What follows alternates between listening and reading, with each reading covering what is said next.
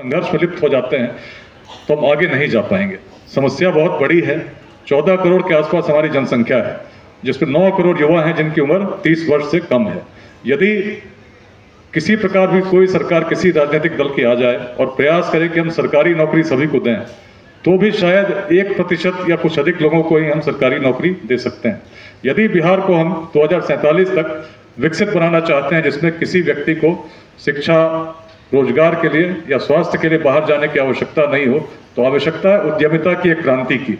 आज बिहार में अधिकांश युवा, उनका आकर्षण सरकारी नौकरियों की ओर है, जो केवल 1 से 2% लोगों को भी हम दे सकते हैं। लेकिन यदि बिहार में एक ऐसी उद्यमिता की क्रांति आ जाए जिसमें हर बिहारी शिक्षित हो, स्किल्ड हो और स्वरोजगार के लिए प्रयास भी करे, तो निश्चित जिस उद्देश्य को लेकर हम चल रहे हैं कि 9 करोड़ लोगों को अगले 2 दशकों में बिहार में रोजगार हम दे सकें, हम उसकी ओर अग्रसर होंगे। इस स्टार्टअप समिट को आज हम लोग गांधी मैदान में इसमें विद्यापति भवन में कर रहे हैं, लेकिन दृष्टि ये है कि जब 2028 तक इस अभियान के अंतर्गत ऐसे 5 स्टार्टअप हम लोग हर जिले में स्थापित कर सकें, जिसमें 100 लोगों को कम से कम रोजगार मिलता हो, वह दिन दूर नहीं होगा जब लाखों की संख्या में बिहार में स्टार्टअप्स बनेंगे, आगे बढ़ेंगे और उनका सम्मेलन जब हम करेंगे तो गांधी मैदान भी छोटा पड़ जाएगा। यही दृष्टि है इस अभियान की, जिसको लेकर हम लोग जोड़ रहे हैं लोगों को। आज 1 लाख से अधिक लोग इस अभियान के साथ जुड़कर योगदान कर रहे हैं, गति दे रहे हैं, जो यहाँ भी बिहार में भी हैं, बिहार के बाहर भी हैं, विदेशों में भी। और लगभग 10,000 सफल उद्यमी हैं, जिसमें बिहार के लगभग 1,000 होंगे, लेकिन 9,000 लोग बिहार के बाहर आज हैं जिनको हम लोगों ने जोड़ा है। उनसे हमारी अपेक्षा है कि बिहार के अपने जिलों से जुड़कर अपने युवाओं का आप मार्गदर्शन करें। मिलकर प्रेरित जब हम करते हैं, एक दूसरे का सहयोग करते हैं। इस समिट का जो उद्देश्य है, बिहार के करीब 349 स्टार्टअप इसमें आज रजिस्टर हुए हैं, उनको हम लोग अपने अभियान के साथ जोड़कर मार्गदर्शन देना चाहते हैं, बढ़ाना चाहते हैं। बहुत सारे एक्सपर्ट्स हमारे बीच आज आए हैं। आपके बगल में नेहा शर्मा जी बैठी हैं, जो अहमदाबाद से विशेष रूप से आई हैं। एक्सेलरेट इंडिया को कैसे हम लोग आगे ले जा सकें उद्यमिता के क्षेत्र में, उन्होंने 1000 से अधिक स्टार्टअप्स को मेंटर किया है और आज अहमदाबाद से विशेष रूप से इसी कार्य के लिए आई हैं। इधर बगल में हमारे अमितेश जी हैं, जो वेदांता ग्रुप के वाइस प्रेसिडेंट हैं। आपके बगल में इधर मोहन झा जी हैं, जो वडोदरा गुजरात से आए हैं और बिहार लेट्स इंस्पायर बिहार के एंटरप्रेन्योरशिप चैप्टर को लीड कर रहे हैं प्रारंभिक दिनों से। उनके बगल में राजेश कुमार झा जी हैं, जो भुवनेश्वर से आए हैं, निफ्ट के डायरेक्टर हैं। उनके बगल में ओमिका दुबे जी हैं, जिनको अभी हम लोगों ने सुना। इधर ओपी सिंह साहब हैं, जो गैस मैन्युफैक्चरर्स एसोसिएशन के प्रेसिडेंट हैं और बिहार इंडस्ट्री एसोसिएशन के भी वाइस प्रेसिडेंट रहे हैं। उनके बगल में विपुल कुमार जी बैठे हैं, जो कंट्रोलर्स डेटा सेंटर, जिसका एक बड़ा डेटा सेंटर पटना में भी एस्टेब्लिश करने जा रहे हैं, बैठे हैं। बगल में लव सिंह जी को हम लोगों ने सुना था। हमारे आगे बहुत ऐसे स्टार्टअप्स बिहार में जो आज चला रहे हैं, जिन्होंने प्रारंभ किया है, हमारे बीच में हैं। राकेश रंजन यादव जी सीतामढ़ी से हैं, लेकिन उन्होंने अभियान के दिनों से जुड़े और अपना स्टार्टअप आज पटनिया सर्विसेज दिल्ली और गुड़गांव में चला रहे हैं और बिहार में भी करने जा रहे हैं।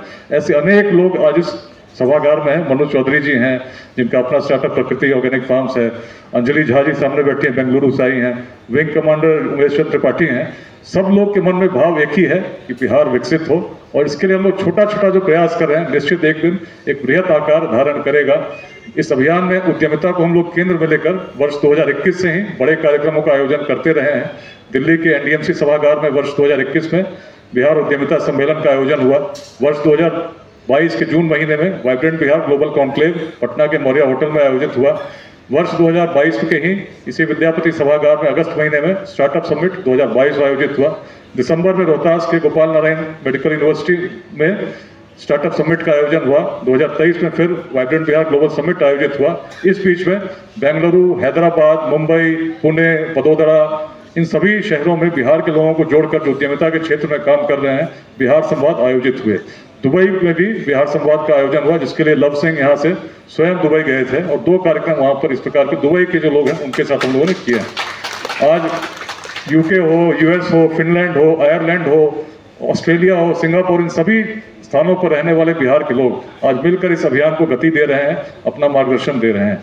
हमें आपसे बहुत मार्गदर्शन की अपेक्षा है। भारत सरकार का एमएसएमई मंत्रालय बिहार को इसकी सबसे अधिक आवश्यकता है कि इस स्केल की इंडस्ट्री हम अपने हर जिलों में लगा सकें। और हम चाहते हैं कि आप हमारा मार्गदर्शन करेंगे। मंत्रालय के माध्यम से हमारे युवाओं को जब मार्गदर्शन मिलेगा तो क्षमता हमारी किसी से कम नहीं है। जब संसाधन नहीं थे तब तो हम अखंड भारत के साम्राज्य को स्थापित कर सके थे, विश्वविद्यालय निर्माण कर सके थे। आज केवल दृष्टि बदलने की आवश्यकता है। दृष्टि यदि हम आपसी संघर्ष से ऊपर उठकर निस्वार्थ भाव से कुछ योगदान करने का प्रयास करेंगे, अपने युवाओं को मार्गदर्शन करेंगे, तो निश्चित बिहार बढ़ेगा। और विकसित भारत के जो स्वप्न को लेकर हम आज प्रयासरत हैं, वो तभी संभव हो सकता है जब बिहार पुनः अपनी उस भूमिका में आ जाए जिसके लिए प्राचीन काल से वह जाना जाता रहा। तो इस अवसर पर इस मंच की गरिमा बढ़ाने के लिए मैं पुनः माननीय मंत्री भारत सरकार श्री जीतन राम मांझी जी का हृदय से आभार व्यक्त करता हूं और सभी लोग जो अलग अलग स्थानों से आए उनका भी आभार व्यक्त करता हूं।